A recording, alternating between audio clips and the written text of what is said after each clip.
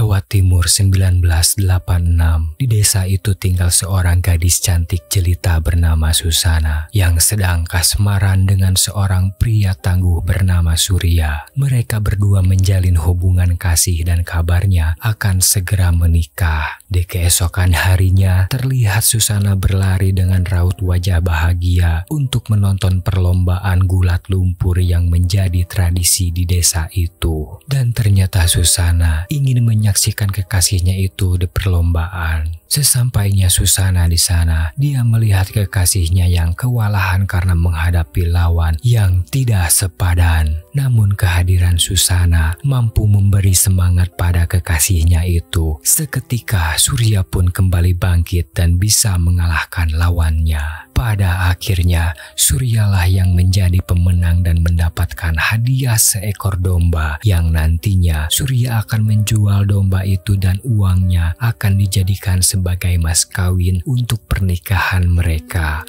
Untuk mas kawin. Tidak terasa perjalanan itu mengantarkan mereka berdua di kediaman Susana. Tapi di sana mereka harus melihat pemandangan yang sangat membagongkan, terutama Susana yang kebingungan karena melihat orang tuanya menangis ketakutan. Rupanya para Bang Jago di sana adalah suruhan seorang raden terkaya di kampung itu untuk menagih hutang kepada bapaknya Susana, yang setelah diusut ternyata bapaknya itu kalah bermain judi dan menjaminkan semua kekayaannya seperti tanah, rumah, emas, tali kutang, tutup teko, kolor bolong, dan apapun itu yang berharga dia jaminkan kepada Raden Aryo.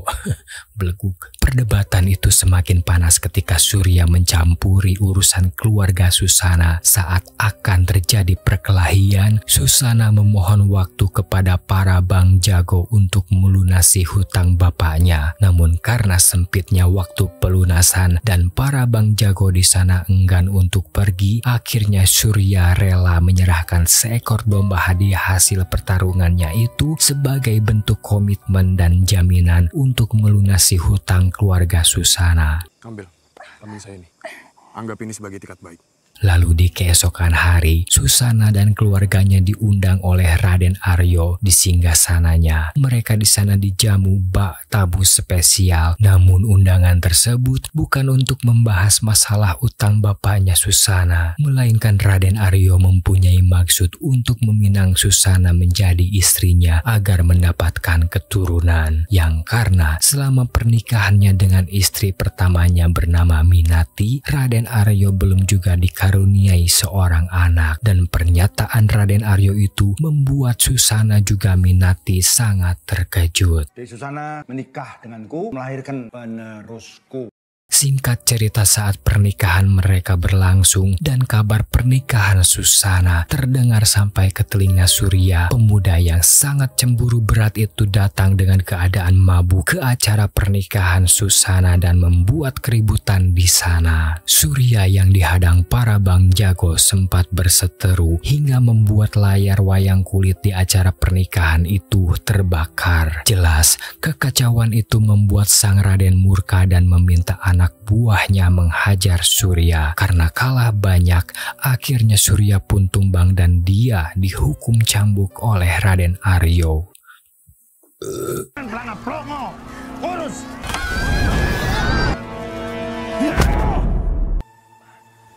Dan ketika Raden akan memotong tangan Surya, Susana dengan cepat menghalanginya dan memohon kepada suaminya itu agar melepaskan Surya, dan dia berjanji akan menuruti semua keinginan Raden Aryo asalkan Surya tidak disakiti lagi. Dengan begitu Susana langsung dibawa ke kamarnya untuk diajak ajul gedang oleh Raden Aryo.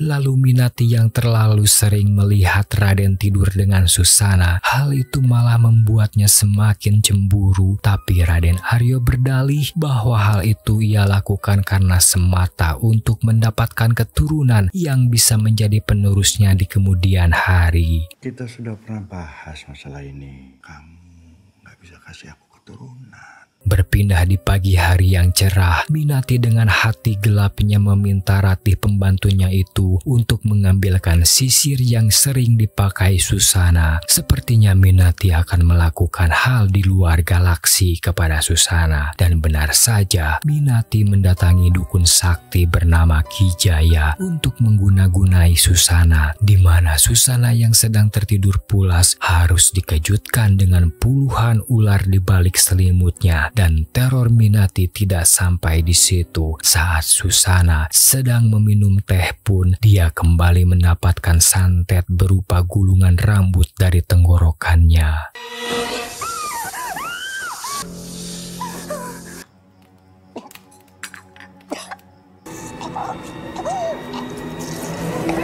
Karena kegagalan santet itu, malam harinya Minati mendatangi dukun Ki Jaya dan mengadu jika santetnya itu tidak berpengaruh pada Susana. Di sana Minati yang begitu cemas karena melihat kandungan Susana yang kian hari membesar meminta Ki Jaya agar cepat membinasakan Susana dengan cara yang menderita. Ki Jaya pun menawarkan ulti tiganya dengan ilmu Banaspati, di mana ilmu itu harus dibayar dengan tubuh Minati. Karena Minati cemburu buta kepada Susana, maka Minati pun menuruti keinginan Ki Jaya. Ilmu Banaspati. Syarat kamu harus tidur dengan aku. Kamu mau kita tidur di mana? Lalu berpindah ke Susana dan Raden Aryo yang mendatangi acara wiwitan atau menyambut pesta panen hasil pertanian warga. Raden mengawalinya dengan pengumuman kabar gembira atas kehamilan Susana. Tapi di sisi lain, Surya yang mendengar kabar itu tidak terima dan memilih untuk menghindar. Bahwa istri saya Susana sedang hamil.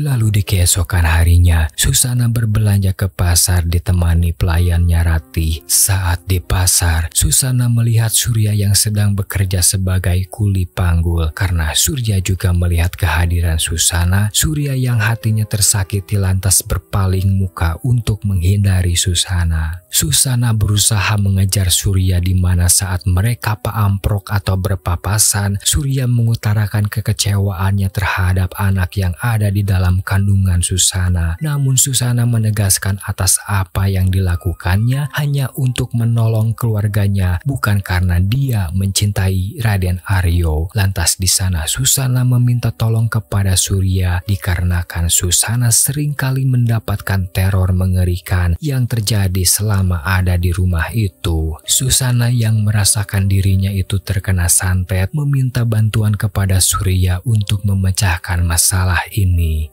Sepertinya aku disantet. Ada ini di dalam tenggorokanku. Tolong aku. Sepulangnya dari pasar, Susana yang sedang melihat hasil panen tiba-tiba ketubannya pecah yang membuatnya harus melahirkan di hari itu juga. Lalu di malam harinya, bidan yang dibantu oleh Ratih harus kewalahan sekaligus kebingungan karena bayi yang ada dalam kandungan Susana tidak mau keluar saat persalinan. Susana semakin histeris kesakitan. Ternyata hal itu diakibatkan dukun Ki Jaya yang sedang memulai ritual ilmu Banaspatinya kepada Susana. Dan inilah satu adegan mengerikan di mana kandungan Susana berputar arah ke belakang punggungnya hingga membuat Susana sangat kesakitan dan membuat Ratih juga bidan di sana ketakutan melihat hal mengerikan itu. Dan tiba-tiba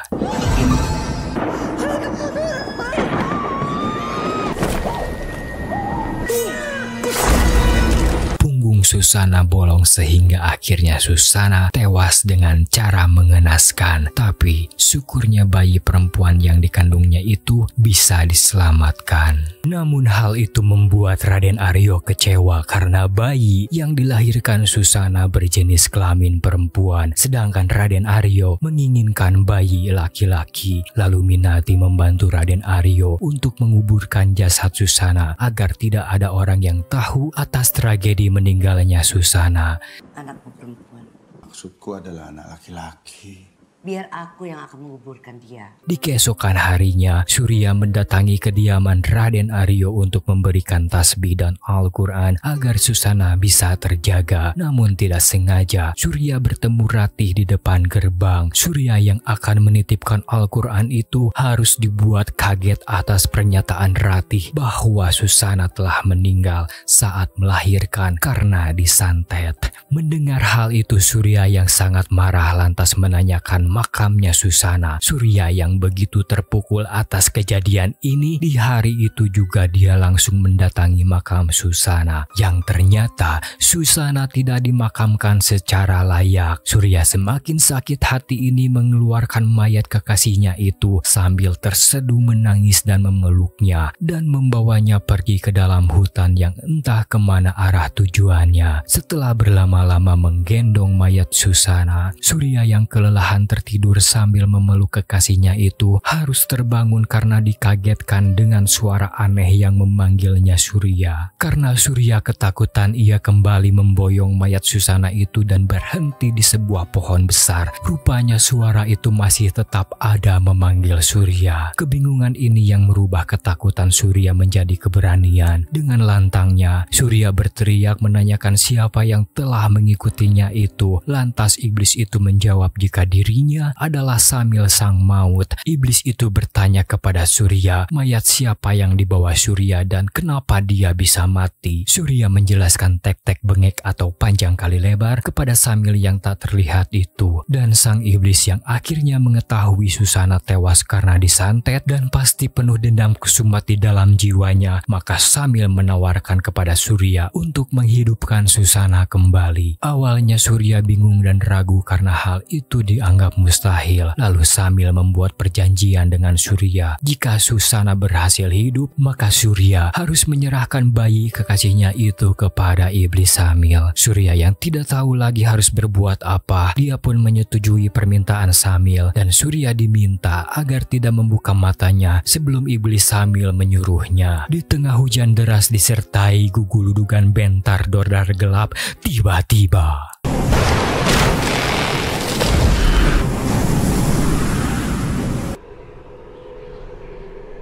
Surya pun dibuat terkejut karena Susana kembali hidup. Namun Surya harus dikagetkan karena punggung Susana ternyata tidak kembali utuh dan tetap bolong juga dipenuhi darah. Kebangkitan Susana ini ternyata tidak membuatnya mengingat santet yang telah merenggut nyawanya saat persalinan. Saat Susana menanyakan di mana bayi yang dikandungnya kepada Surya, lalu secara bersamaan terdengar tangisan bayinya itu dan Susana pun pergi menggunakan flicker. Karena flicker setan itu sangat jauh, sampailah Susana di kediaman Raden Aryo. Di sana Susana hanya bisa melihat bayinya itu menangis dari luar jendela.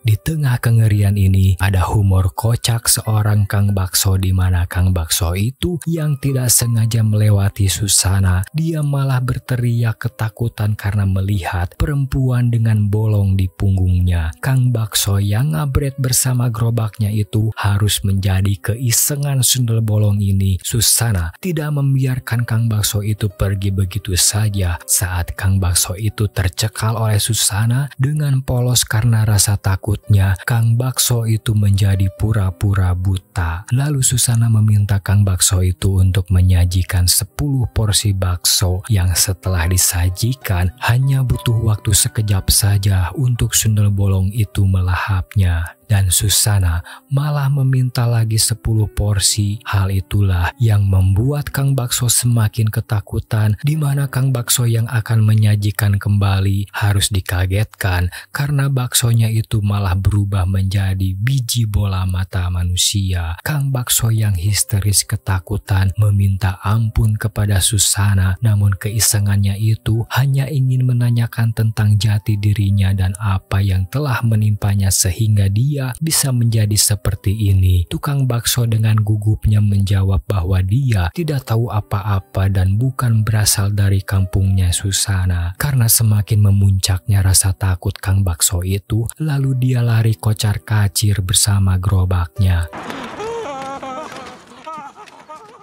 Lantas Susana kembali ke hutan menemui Surya untuk bertanya kepadanya atas apa yang sebenarnya terjadi kepada dirinya. Surya di sana mengatakan yang sebenarnya, bahwa dia telah tewas disantet dan melahirkan dari punggungnya. Lantas Susana pun bingung kenapa dia bisa hidup kembali. Surya menjelaskan jika dirinya telah membuat perjanjian dengan iblis untuk membangkitkannya, karena Surya di sana beralasan masih mencintai Susana dan ingin hidup bersama Susana selamanya. Karena melihat pengorbanan Surya sampai sejauh ini, lalu Susana meminta bantuan Surya untuk menyelamatkan anaknya dari Minati. Aku mengikat perjanjian untuk membangkitkanmu, karena aku mencintaimu.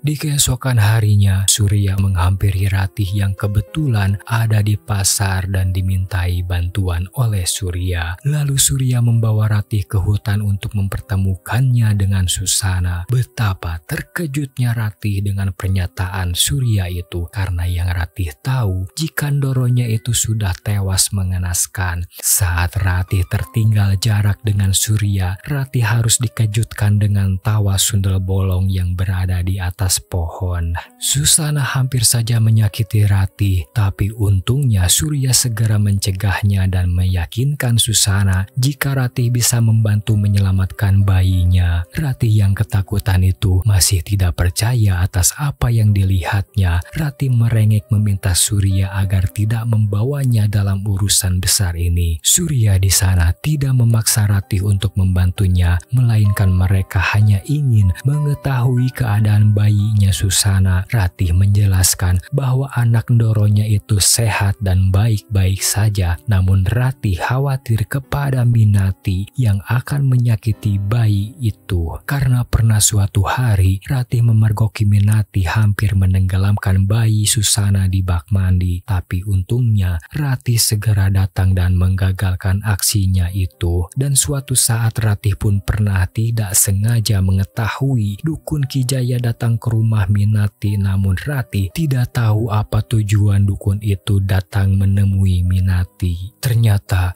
dukun itu ingin memberitahu Minati jika ada makhluk gaib yang mencoba akan masuk ke rumahnya, namun Ki Jaya sudah memasang pagar gaib untuk perlindungan di sekitar kediamannya. Ada makhluk gaib yang mau masuk ke sini. Aku akan melindungi rumahmu. Setelah mendengar penjelasan Ratih, Ratih mengantar Surya ke gubuk dukun Ki Jaya untuk meminta Ki Jaya mencabut pagar gaib di rumah Raden Aryo, karena dia dan Susana akan mengambil bayinya dari sana. Sedangkan Susana yang berada di luar kediaman Ki Jaya tidak bisa menembus pagar gaib rumah dukun itu. Di tengah perdebatan itu akhirnya Surya mengetahui bahwa selama inilah Ki Jayalah yang telah menyantet Susana. Ketika Surya akan menghajar dukun itu, sayangnya badan Surya telah dikendalikan oleh dukun tersebut melalui boneka santetnya. Ketika Ki Jaya akan menusuk Surya dengan kerisnya, Ratih mencoba melindungi Surya yang akhirnya Ratihlah yang harus meregang nyawa karena tertusuk. Namun ketika Ratih sekarat, dia berhasil merenggut kalung sakti Ki Jaya dan langsung Ratih melemparnya ke tungku kemenyan hingga kalung itu terbakar. Seketika pagar perlindungan gaib itu sirna dan akhirnya Susana bisa masuk ke dalam gubuk dukun itu. Lalu tiba-tiba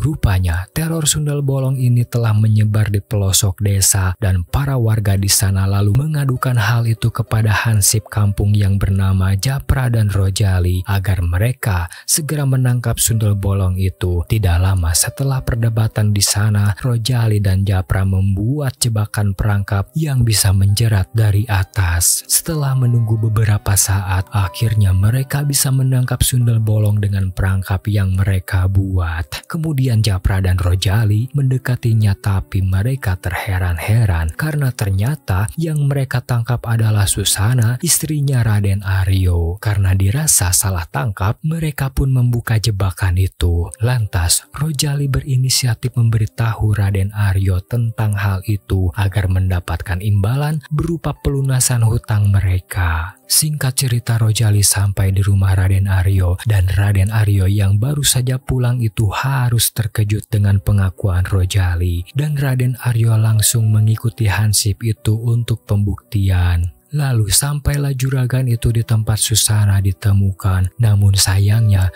setelah Susana menoleh Raden Aryo, wajah wanita itu berubah menjadi wanita lain. Berbeda dengan penglihatan Japra dan Rojali, mereka masih melihatnya sebagai Susana. Bukannya untung, mereka malah diomelin Raden Aryo. Rojali yang tidak tega meninggalkan Susana sendirian di hutan, lantas Rojali membawa Susana ke rumahnya untuk sementara tinggal di sana. Sesampainya di rumah Rojali, dia yang lapar pun menawari Susana dengan mie instan untuk makan bersama. Namun beberapa saat Japra datang dan Rojali menyerahkan mie instan itu untuk diseduh oleh Susana. Ternyata kedatangan Japra di sana untuk memberitahu Rojali bahwa sebenarnya Susana itu telah meninggal. Hal itu pun membuat Rojali kaget, tapi Japra dengan pededetnya membawa penangkal konyol yang berisikan abu jenazah di dalam kendi, yang katanya setan akan terbakar jika terkena abu jenazah itu.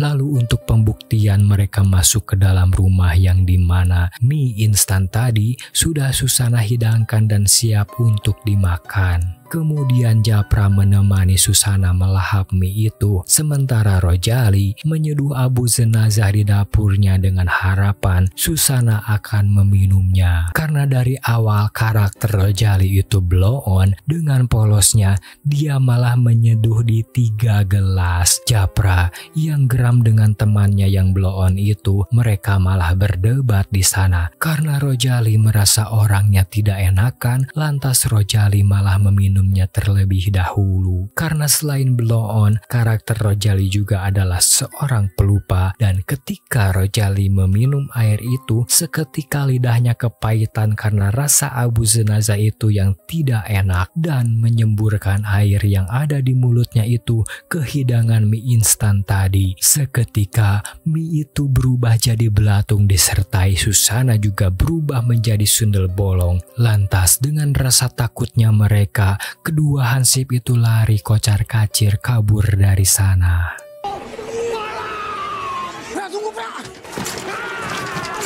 Lalu Surya menjelaskan kepada dua hansip itu jika sundel bolong itu memang benar Susana, istrinya Raden Aryo. Surya juga ingin menitipkan sementara Susana kepada dua hansip itu sampai mereka bisa menyelamatkan bayinya Susana yang sedang dalam bahaya di rumah Raden Aryo. Surya juga bilang kepada mereka bahwa Minati dan Aryo lah yang telah membuat Susana juga Ratih meninggal. Anak Susana yang ada di mereka juga bisa mati. Lalu Minati datang ke rumah Dukun Jaya untuk meminta perlindungan ekstra. Namun betapa terkejutnya saat Minati melihat Ki Jaya tewas dengan kepala yang hancur. Minati pun pulang dengan rasa khawatir dan takut karena sudah tidak ada lagi yang bisa melindungi rumahnya. Dan benar saja, ketika Minati hendak akan beristirahat, dia yang sedang merapihkan rambutnya harus dikejutkan dengan Susana yang kini berhasil masuk ke dalam rumah Aryo. Minati yang sangat ketakutan itu tersadar karena kedatangan Raden Aryo. Dengan gelisahnya, Minati bilang kepada Raden Aryo jika dia baru saja diteror oleh hantu Susana dan meminta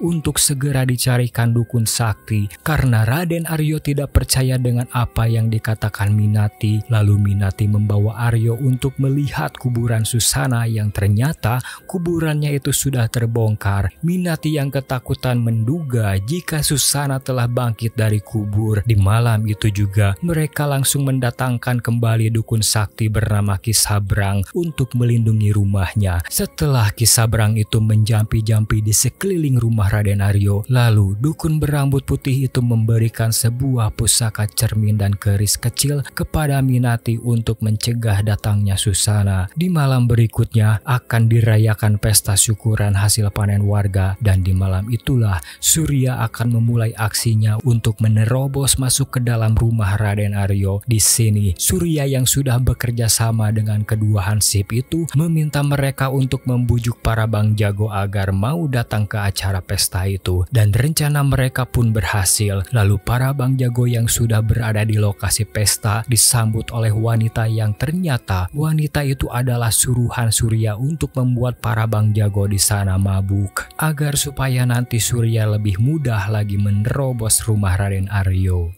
Di malam itu juga, tiba-tiba Ratih hidup lagi dan kembali ke rumah majikannya. Di hadapan Raden Aryo, dia meminta maaf karena tidak izin untuk menjenguk orang tuanya yang sedang sakit. Tanpa menaruh rasa curiga, Raden Aryo langsung menyuruh pembantunya itu masuk ke dalam rumah. Sedangkan Japra dan Raden Aryo yang sedang marah itu akan mencari keberadaan anak buahnya yang lain di acara pesta. Di sisi lain, Ratih yang berhasil masuk ke dalam rumah dan akan melihat bayinya Susana. Ketika itu Minati datang dengan rasa curiganya. Minati menodongkan keris pemberian Ki Sabrang tepat di hadapan muka Ratih. Namun lucunya, ternyata pusaka itu tidak mengefek sedikit pun untuk Ratih. Di sana Minati pun kebingungan dan Ratih kembali mencari bayinya Susana di kamar Minati. Namun saat Minati menggunakan cermin Ki Sabrang untuk melihat wujud asli pembantunya itu, betapa ruasnya atau terkejut saat cermin itu menampakkan punggung Ratih yang bolong dan berarti dia adalah Susana yang berubah wujud menjadi Ratih. Seketika kembalilah wujud asli Susana disertai lampu di sekitar rumah padam dan pintu rumah pun terkunci dari dalam.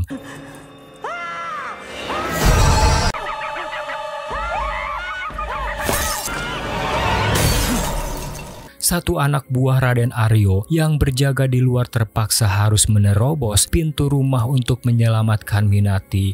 Tidak lama setelah pencarian Minati, anak buah Raden Aryo itu malah harus menjadi korban pertama Susana. Tiba-tiba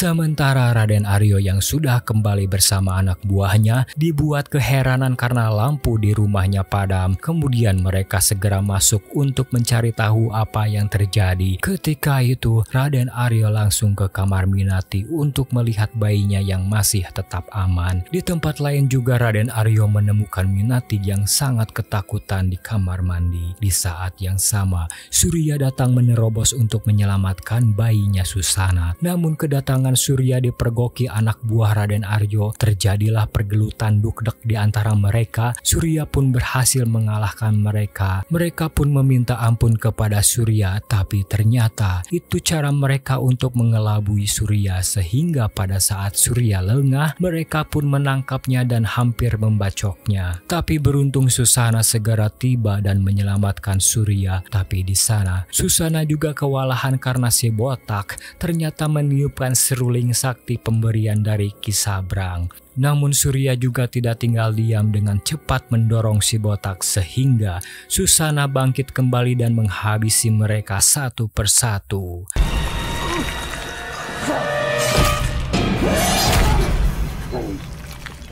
Kemudian Raden Aryo dan Minati memberanikan diri membawa bayi itu untuk menemui Susana. Kedatangan mereka bukan untuk berdamai melainkan mengancam Susana yang akan membunuh bayinya jika Susana sampai berani mendekatinya. Ketika Susana akan membantai Minati, tiba-tiba Ki Sabrang datang dan melemparkan paku pada tubuh Susana dan dibarengi dengan Raden Aryo yang menembaki sundel bolong itu hingga tikusruk atau tersungkur. Surya yang tidak terima kekasihnya itu menjadi bulan-bulanan mereka. Kemudian dia membalasnya dengan golok yang dibacokkan sehingga jarinya Aryo harus terputus akibat sabetan dari goloknya Surya. Dan ketika Ki Sabrang hampir menancapkan paku di kepala Susana, Surya dengan cepat mengambil senapan Aryo kemudian menembakkannya kepada Ki Sabrang. Ki Sabrang yang belum tewas harus segera diselesaikan oleh Susana dengan menancapkan salah satu paku itu kepada Ki Sabrang. Sedangkan Raden Aryo kembali mendapatkan serangan dari Susana dengan senapan yang ditembakkan tepat mengenai kepala Raden Aryo. Dan Kini Minati yang sendiri berusaha kabur dengan membawa bayinya Susana, tapi Minati tidak mungkin bisa lolos dari cengkeraman iblis yang penuh dendam itu. Minati pun nekat melemparkan bayi itu, tapi untungnya dengan cepat Susana bisa menyelamatkannya dengan tumpukan jerami. Surya yang ada di sana lantas menggendong bayinya Susana agar tidak lagi terampas oleh Minati. Sedangkan Minati saat itu harus menjadi bahan kekejaman, kemurkaan, kebersihan, kesempurnaan. Lanjut, Susana yang benar-benar murka itu mengombang-ambing Minati sampai tak berdaya, hingga akhirnya Minati dibuat tewas mengenaskan dengan cara yang sama yang dialami Susana. Namun yang menjebol punggung Minati bukanlah bayi, melainkan Susana yang keluar dari punggung Minati. Dan